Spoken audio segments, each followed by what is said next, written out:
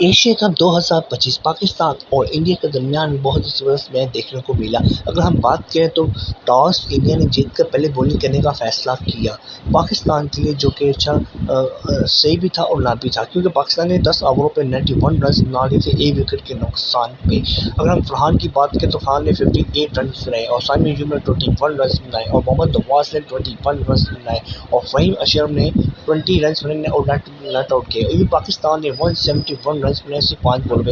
اگر ہم بات کریں فخر زمان کی تو فخر زمان نے جو کیچ ڈراپ کیا ہوا ہے وہ کیچ ڈراپ تھا، کیونکہ وہ کیچ نہیں تھا، وہ آؤٹ نہیں تھا، کیونکہ فخر زمان آؤٹ نہیں تھا، کیوں زمین کی طرف وہ کیچ تھا، لگ گیا تھا، تو لیکن ممپائر نے پھر بھی آؤٹ دے دیا۔ فخر زمان کی طرف سے یہ اچھا رسپانس نہیں پیروں کی طرف ملا تھا، کیونکہ اگر ان کو پتہ چل جاتا انڈیا کو کہ فخر زمان یہاں پہ پچ پہ کھڑا ہو جاتا تو ہم نے ہار جانا تھا، کیونکہ فخر زمان ایسے کھلاڑی ہیں جنہوں نے 100 سے اوپر سکور مار دینا تھا، خود سینچری کر دینی تھی۔ اس وجہ سے انہوں نے غلط آؤٹ دے کر فخر زمان کو راستہ دکھا دیا۔ دوستو انڈیا کی باری آئی تو انڈیا نے 174 رنز بنائے اور 4 وکٹ کے نقصان پہ، جس میں سے ابھیشیک نے 74 رنز بنائے اور گل نے 47 رنز بنائے۔ ان دونوں کی پارٹنرشپ 100 کے اوپر پارٹنرشپ کی۔